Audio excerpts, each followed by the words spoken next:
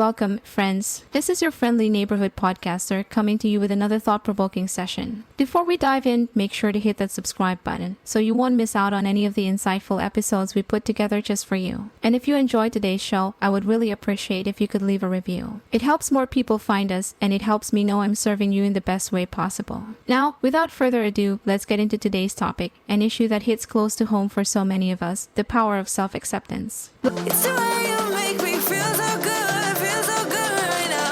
It's the way you make me feel so good.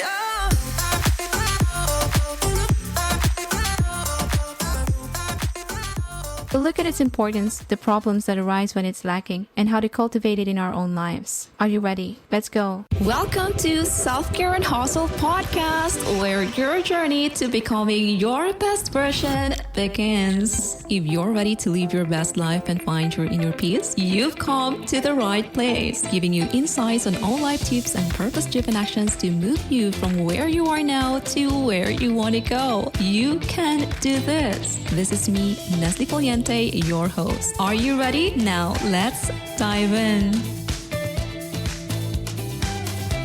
Have you ever been in a situation where you found yourself constantly thinking, if only I was smarter, more attractive, or more successful, then I'd be happy? Have you ever looked in the mirror and wished that you were someone else? These are questions we've all asked ourselves at some point in time. They represent the struggle of living up to societal standards and our own high expectations, a struggle that often leads to a lack of self-acceptance. One might ask, why is self-acceptance so important? Well, think about it this way. How many times have you missed out on opportunities or experiences because you thought you weren't good enough? That's what happens when we fail to accept ourselves, flaws and all.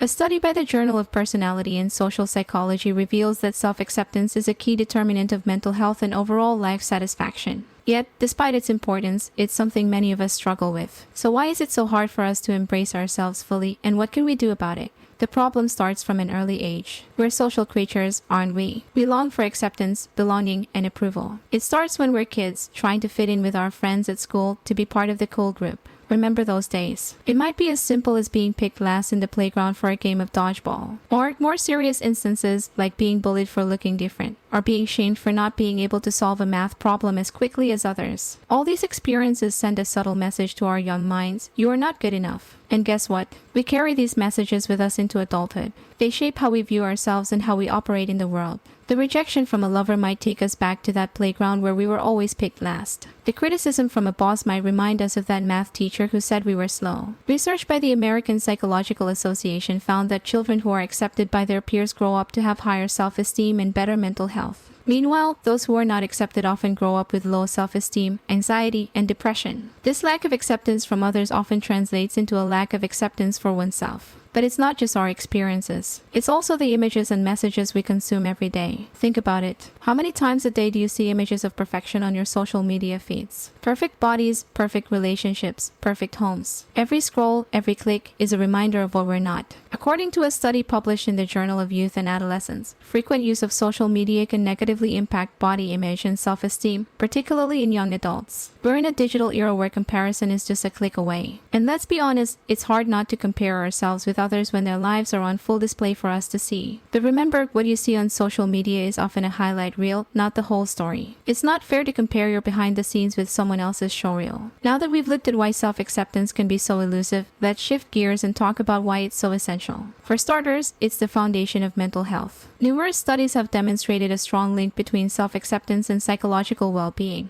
In a study conducted at the University of Hertfordshire, participants with higher self-acceptance reported lower levels of anxiety and depression. These individuals had a better ability to cope with stress and setbacks. They could bounce back from failures because they knew their worth wasn't tied to external circumstances. They understood that everyone has strengths and weaknesses, and that's okay. Accepting oneself, warts and all, is a recipe for resilience and contentment. But self-acceptance is not just about accepting our weaknesses. It's also about acknowledging and embracing our strengths, our passions, and our quirks. It's about knowing what we're good at and celebrating it. It's about knowing what lights us up and pursuing it. It's about standing tall in our truth, even when it goes against the grain. Self-acceptance is the key to authentic living. When we accept ourselves, we give ourselves permission to be who we are without the fear of judgment or rejection. We live in alignment with our values and desires rather than trying to fit into someone else's mold. We're free to make decisions that feel right for us rather than trying to please others. We're able to express ourselves freely and confidently, knowing that our worth is not up for debate. And guess what? When we accept ourselves, others do too. Because when we show up as our authentic selves, we attract people who appreciate us for who we are, not who they want us to be. We foster deeper, more meaningful connections because we're no longer hiding behind a mask of conformity. So, we've established the importance of self-acceptance and the problems that arise when it's lacking. Now, the question remains, how do we cultivate self-acceptance? Well, it starts with self-awareness. We need to understand who we are, our strengths and weaknesses, our passions and fears, and our values and beliefs. This understanding forms the basis of self-acceptance. It involves taking an honest look at ourselves and acknowledging all parts of us, even the parts we'd rather hide or change. Next comes self-compassion. Beating ourselves up over our shortcomings won't lead to self-acceptance. Instead, we need to treat ourselves with kindness and understanding, just as we would a friend. Research from the University of Texas at Austin shows that individuals who demonstrate self-compassion are more likely to have higher self-acceptance. So, the next time you stumble, remember to be kind to yourself. Remember that everyone makes mistakes, everyone has flaws. They don't make you less worthy or less deserving of love and respect. Lastly, and this might be the hardest part, we need to let go of the need for approval. It's human nature to seek acceptance from others. But when our sense of worth becomes tied to external validation, we lose ourselves in the process. We become performers, constantly adjusting our behavior to fit what we think others want to see. But here's the thing, you are not for everyone, and that's okay. Not everyone will understand you, appreciate you, or value you. And that doesn't make you any less worthy or deserving of love and respect. So let go of the need to please everyone. Embrace your uniqueness. Stand in your truth. And remember, the only approval you need is your own. So, my friends, as we wrap up today's session, I want to leave you with this: you are enough, just as you are. Your worth is not defined by your accomplishments, your appearance, or your popularity. It's defined by who you are, a unique individual with a unique contribution to make in this world. So, let's commit to the journey of self-acceptance, one day at a time. Let's embrace our quirks, celebrate our strengths, and forgive our weaknesses. Let's love ourselves in all our messy, imperfect glory. Because in the end, we only have one life to live, and it's far too short to spend it at war with ourselves. And that's a wrap for today's episode, folks. I hope you found this conversation around self-acceptance as enlightening as I did.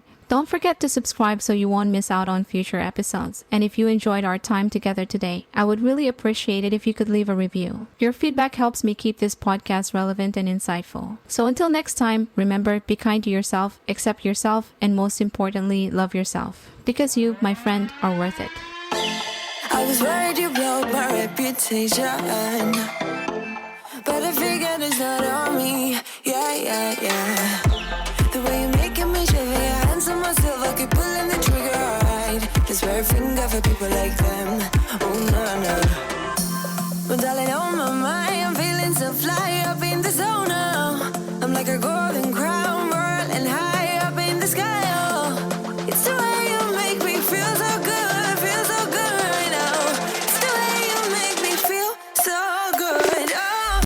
Thanks for listening to this episode. I hope you enjoyed our deep dive into all the tips you can use to becoming your best self. To catch all the latest from me, follow me on Instagram and support me by considering buying me a coffee. Link is in the description. And make sure to chill out, listen to your favorite music, and drink your water. See you in my next episode.